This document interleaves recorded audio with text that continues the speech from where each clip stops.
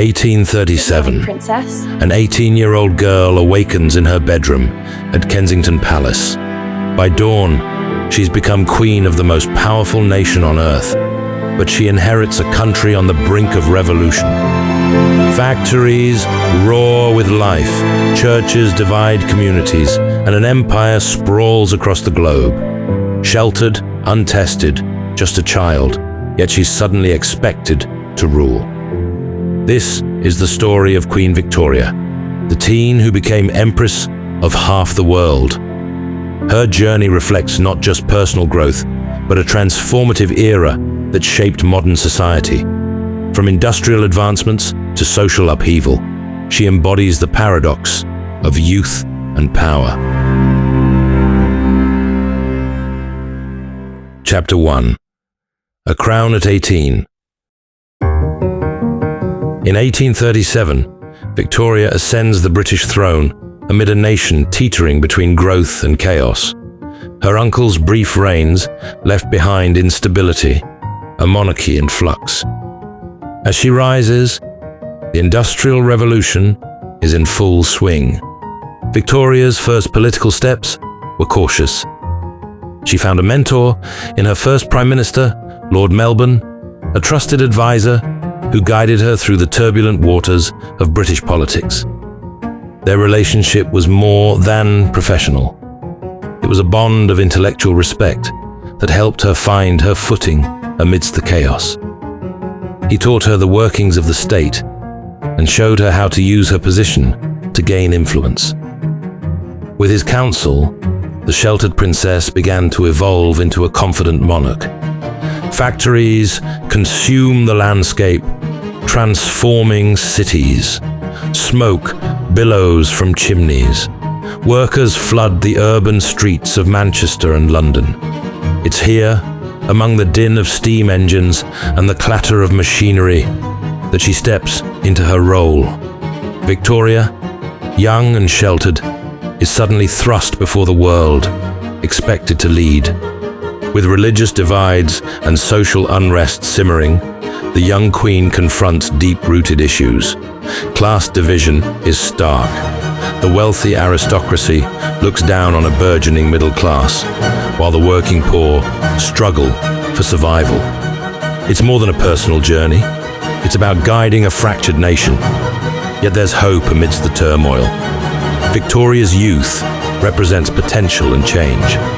Her very presence evokes curiosity and side-eye across the empire. As she learns, so does Britain. They will navigate together through trials and triumphs. This is a tale of courage and transformation, her story bound with that of a changing nation. Chapter 2. Engines of Empire. The Industrial Revolution redefines Britain, shifting lives from idyllic countrysides to bustling urban epicenters.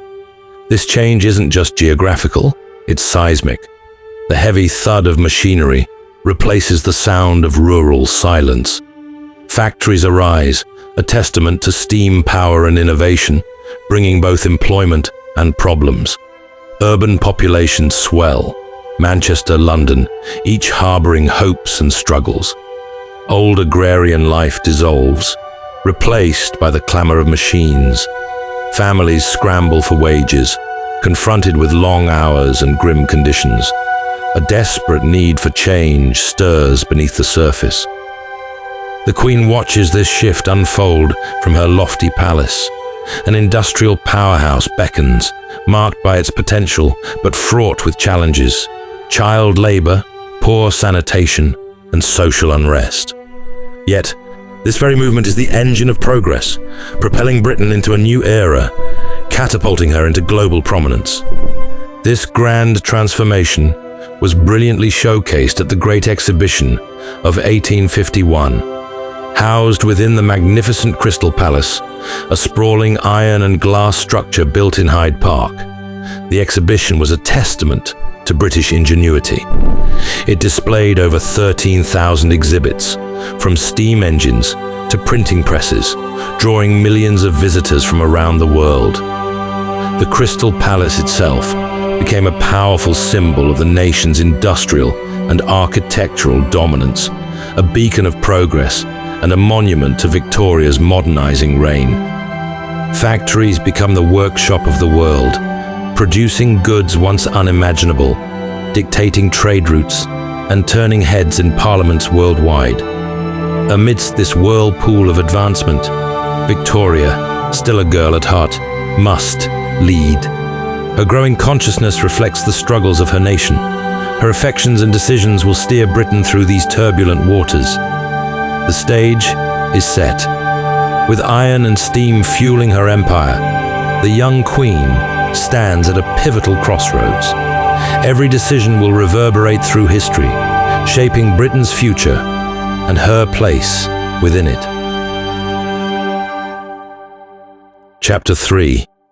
The Weight of Society. The Victorian era is steeped in a unique social order, defined by strict hierarchies. At the top, the aristocracy, cloaked in wealth and privilege. Below, the emerging middle class, aspiring yet constrained. And at the bottom, the working poor, toiling in the shadows of grand estates. This structure dictates morality, expectations, and the very fabric of society. During Victoria's reign, strict values of discipline, modesty, and propriety govern behavior. Women are cast as angels of the house, their responsibilities bound to home and hearth, while men wield public authority. It's a dance of power and gender roles where deviation invites scorn. People tread carefully, cautious of societal judgment. Schooling and propriety become pillars of family life. Respectability becomes currency. Yet beneath the surface, a longing for change bubbles. The working class clamors for rights and recognition. Meanwhile, the middle class, emerging ever more powerful, stirs discontent. Victoria, embodying her era's complexities, navigates these waters, learning as she governs. As her reign unfolds, the struggle for individual rights intensifies. The conservative values of the time may bind her, but she carries the weight of their future. An empire built on rigid structure faces a mounting tide for change. Chapter 4. An Empire Without End. As the Queen presides, the British Empire expands at a breathtaking pace. Stretching from the Americas to Asia, it looms large, a global titan. Victoria serves as its figurehead, visually embodying its power. The empire, fueled by wealth, gold, cotton, spices, pours resources back into Britain, enriching lives and transforming London into a grand metropolis. The once simple city flourishes, showcasing ambition in architecture. The Crystal Palace stands proud, a beacon of progress and prosperity. With this growth arises a powerful middle class, traders, industrialists, and entrepreneurs challenging old norms. This newly rich breed impacts politics and culture, yearning for influence as they claim their place. However, it's not without consequences. As fortunes flourish, the complexities of imperialism rise. The dynamics of ruling hundreds of diverse cultures give birth to moral quandaries. What does it mean to rule through dominance? The Queen remains a unifying symbol, but her empire is not without strife. Back home, the repercussions of colonial pursuits stir debates about power and ethics. Movements for equality and justice gain traction against the backdrop of wealth and opulence. The tension between celebration and constraint defines her reign. The empire's might will echo through generations, but the Queen must tread cautiously on this delicate tightrope. Chapter 5. The Queen as Icon. Amidst industrial grinds, the Victorian era blossoms with cultural vibrance. Literature flourishes, echoing tales of social strife. Iconic writers like Dickens and the Bronte sisters capture the pulse of their times. The literature of the era wasn't just for entertainment, it was a form of social commentary. Writers like Charles Dickens use their novels to expose the harsh realities of poverty, child labor, and social injustice. His characters, like Oliver Twist, embodied the struggles of the working poor. The popularity of such works forced the public to confront the less glamorous side of progress, sparking a national conversation about morality and reform. The arts, in a way, became the conscience of the empire, forcing people to look beyond the pomp and grandeur. Their characters struggle against harsh realities, inspiring empathy and reflection. At the same time, the arts revive. The pre-Raphaelite Brotherhood, for instance, breaks artistic norms, presenting ethereal beauty with a social message. Architecture bursts forth too. Gothic revival yields striking new structures that define skylines. Victoria herself becomes an icon, her image gracing paintings, literature, and daily items. The public adores her, yet she feels the weight of expectation. Cultural expansion isn't mere creation, it's a response to the changing winds. As classes mix for leisure, theatres, reading rooms, and art exhibitions flourish, contrast ripples through society. While the middle class seeks refinement, the working poor yearn for representation. The vibrant streets of London overflow with intellectual debate. The arts inspire progress and social critique. Herein lies a paradox. Can art truly reflect reality while inspiring change? Victoria watches, shaping her responses to the artistic surge. As queen and cultural figurehead, her essence intertwines with the literary legacies emerging. What will history say of an empire rich with stories and art? It will echo through time, the legacy of a queen intertwined with cultural evolution. Chapter 6: A World Reborn in Steam and Wire. Technological innovations paved the way for a revolutionary era. The Victorian age is profoundly marked by advancements that transform daily life and society. Railways stretch across the landscape, bearing Victorian eyes to new horizons.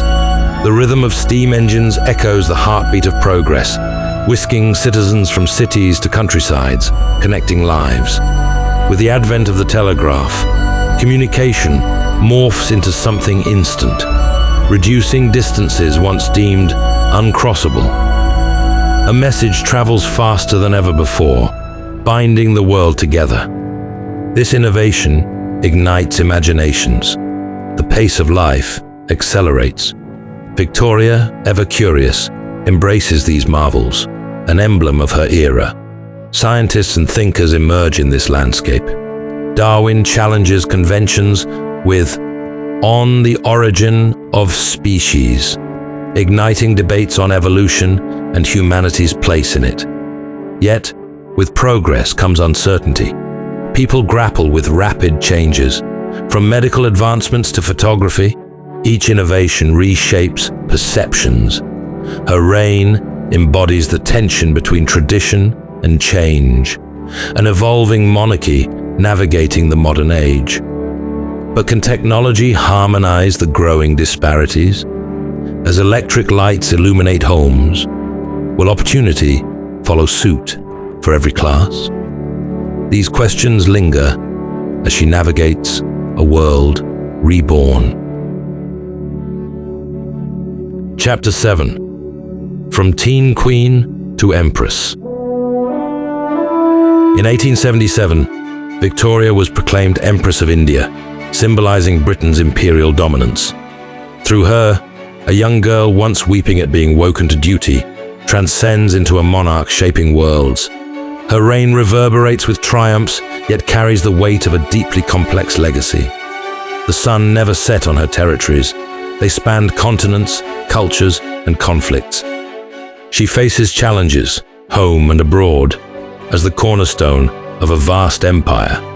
Though hailed as a unifying figure, she's often seen through lenses of admiration and resentment. Victoria watches as movements for democracy and rights stir in her shadow. Her powers are restricted, yet her influence remains compelling. What does a sovereign's image evoke in hearts across her realm?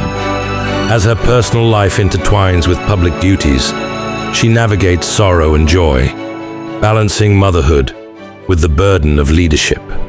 The death of Prince Albert leaves her forever changed, carving a deeply personal narrative within her public journey. The lasting impacts of her reign shape modern society. From social reforms to artistic expressions, the Victorian sentiment lingers. The echoes of her life transcend time. They inform a world still grappling with issues of power, identity, and equality. In conclusion, Victoria entered history as a teenager and exited as the matriarch of a world empire. Her legacy, a tapestry of triumphs and trials, invites us to reflect on the complexities of leadership and the enduring implications of an era defined by a young queen. This is Long History Short, your shortcut to the whole story. We want to continue to bring stories that are worth the listen and help not only educate, but entertain a bit too. If you have any suggestions for stories you'd like to hear, we would love to know. Leave a comment, and if you haven't already, be sure to subscribe.